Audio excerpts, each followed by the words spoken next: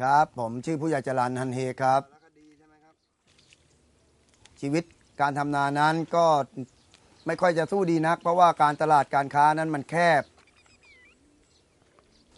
เพราะว่าการเข้าสู่อาเซียนนะครับมีความสำคัญมากครับเพราะว่าก็อาจจะทำให้การส่งออกของประเทศไทยนั้นมีการส่งออกที่ง่ายขึ้นแล้วก็มีราคาดีขึ้นครับผม It's on the smallest farms like this one in Thailand that ASEAN's economic community is being built one step at a time. Trade tariffs between ASEAN countries are being eliminated, so farmers and manufacturers can export their products more competitively across the whole region.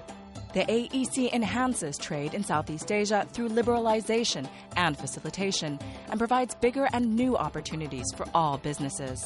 It means qualified produce and products from one country can easily be exported to the 9 other countries within ASEAN, where they can be imported without incurring tariffs or taxes. That means markets like this one in Phnom Penh can sell their goods at a cheaper price than ever before, which is great news for consumers. Efforts towards building an ASEAN economic community have been taking place since 2007. There are 4 pillars within the AEC.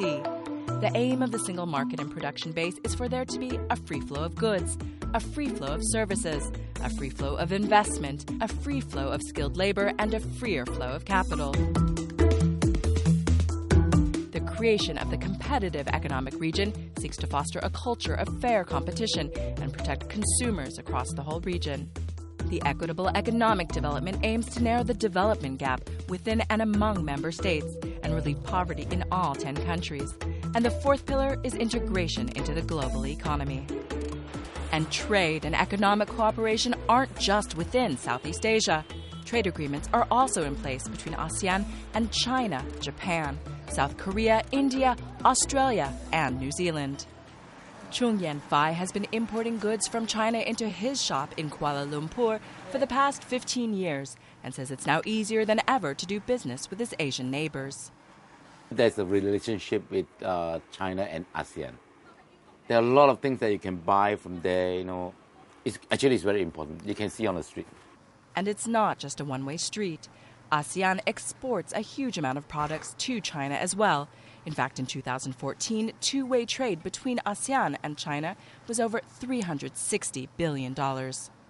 One way prices of consumer goods are kept competitive while maintaining good quality is by having harmonized standards as basis for testing and acceptance of tests on products. So if a TV set, for instance, is tested and accepted in Indonesia, it doesn't have to go through another test if imported into Myanmar. And that means even less red tape, less bureaucracy, and a guarantee products are of a high quality throughout the region. This factory in southern Malaysia is making dock levelers, an important tool used to help loading and unloading from delivery trucks. Here's one example where we produce a product in Malaysia with tremendous economies of scale. These products are rectangular, so they fit beautifully into a container. There's no duty on them when they go to any other ASEAN country.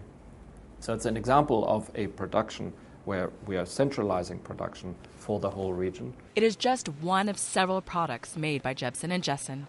The existence of ASEAN also helps narrow the development gap by allowing businesses to easily expand. Jebsen and Jessen now have factories and offices in 9 ASEAN countries. I think the fact that Laos and Cambodia and Myanmar are part of ASEAN helped us make the decision to go into these countries. And for us, it was a strategic decision to make sure we're in every ASEAN country. Had they not been part of ASEAN, we may not have made that decision. They would have been looked at as a peripheral country. ASEAN is also moving to boost the regional economy by encouraging major infrastructure projects, from new superhighways that will connect growing cities to installing faster broadband. And all this investment helps small and medium-sized enterprises, like this marketing firm in Bangkok, which is expanded across ASEAN. Having multiple offices in the different ASEAN countries provides us scale, provides us, better recognition among our clients and customers. And I think that's really, very helpful in trying to grow our business, in trying to build our image in the marketplace. And for skilled workers, that can mean even greater job opportunities. There are now mutual recognition arrangements in place, so a qualified architect or engineer from one ASEAN country will soon be able to go and work easily in another ASEAN country. ASEAN's GDP is $2.6 trillion, and with a growing middle class, there's huge potential for businesses to expand. And that growing middle class is attracting foreign businesses, from car manufacturers to retailers to banks. Foreign investment now totals over $130 billion and employs millions of people. ASEAN is important for U.S. companies simply because of its potential. It is a growing region with a middle-class population that can easily go up to 400 million consumers. It's best to be accumulated as a region rather than separately. I think economies of scale will have an attractive incentive for foreign investors to look at rather than singular countries.